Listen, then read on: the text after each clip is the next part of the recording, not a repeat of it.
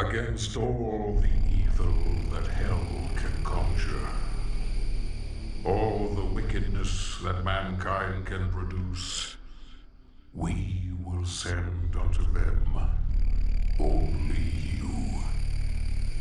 Rip and tear until it is done.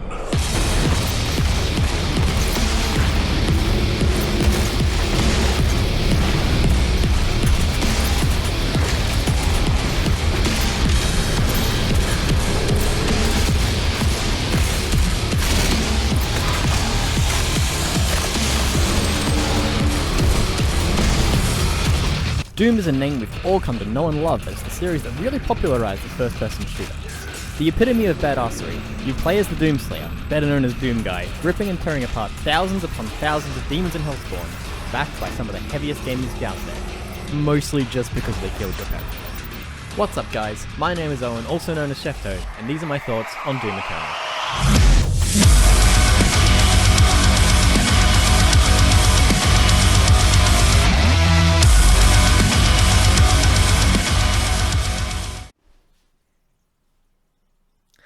Yeah, look, I'm a bit of a fanboy, alright? I'm wearing the shirt.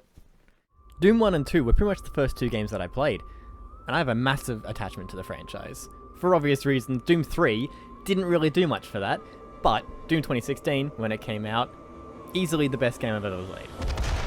The brutality of the combat, the satisfying glory kills and chainsaw, and the absolutely jaw-dropping Mick Gordon soundtrack that really just immerses you into the ripping and tearing. Honestly, I don't think I've ever had a bigger hit of serotonin than the first time I heard BFG did it. So obviously I love this series, but that doesn't mean I have a completely biased opinion. So was Doom Eternal enough to satisfy my high expectations? Unfortunately the answer was no, but it's a little bit more complicated than that. One of the first things you notice when you start playing Doom Eternal is that it's not just another Doom 2016. They really went in a different direction, which I think for sequels is a fantastic thing to do. The change to a more arcade style with set battle arenas, pickups like the original games, and platforming such as that might give people vertigo was a risk for the developers that I think definitely paid off. The truth is, I really did like Doom Eternal. I really had a lot of fun playing through it, but it had such big shoes to fill from 2016 that it just didn't really hit the mark for me. For one, the combat is a lot more restricted. The ammo count for your guns are now abysmally low, meaning you need to use a chainsaw a lot more and can't really afford to save it for the big guys. You also take more damage and need to glory kill for health, and use the new flamethrower for armour. While this does add variety in weapon usage and means the chainsaw gets a lot more love, it does mean you have less freedom in how you want to play. Honestly, this can easily be seen as a good thing, and I understand from the design point of view why they did it, but I found it just made the combat a little bit less fun for me. Avoiding spoilers, I also found the bosses a bit underwhelming, especially one which I thought should have definitely gotten a better treatment than it did. There are a few gameplay design choices which I think should have been avoided. The extra live system seems to be a very weird addition to a Doom game, and it honestly messes with the difficulty curve in ways that just really shouldn't have been. There is also the Sentinel armor, which is this game's version of getting your big brother to fight a boss for you, which I don't think should really exist in any game, let alone something like Doom. Using it just makes you feel dirty rather than satisfied when you finally beat a difficult section. Eternal's storyline was also forced a lot more onto players than the previous installments had been. We've certainly come a long way since having single screens of text explaining the entire episode. While for the most part I did enjoy the story, there was a lot that just didn't make sense, or just wasn't strictly necessary. And I think in the Doom game it's important to not overdo the push for storyline. To quote the co-founder of ID, John Carmack, story in a game is like story in a porn movie. It's expected to be there, but it's not that important. There's also a lot of references and jokes, which take the game a lot less seriously than before. I enjoyed this for the majority of the time, but afterwards it just felt a bit cringy. Alright, now we got the bad out of the way, I want to say that I really do recommend playing Doom Eternal. It might not have been quite as good as Doom 2016, but when you're comparing to perfection, it's pretty hard to match that. The game looks absolutely gorgeous.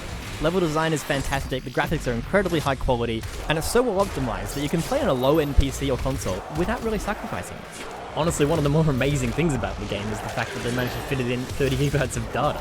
I mean, that's just insane for how textured and detailed it is. The music, as you've been hearing, is just as breathtaking and adrenaline-fueled. Mick Gordon never fails to deliver, and while he will be missed for the DLC and any future games, I'm still optimistic for the DLC and what Mick Gordon will bring to other games in the future.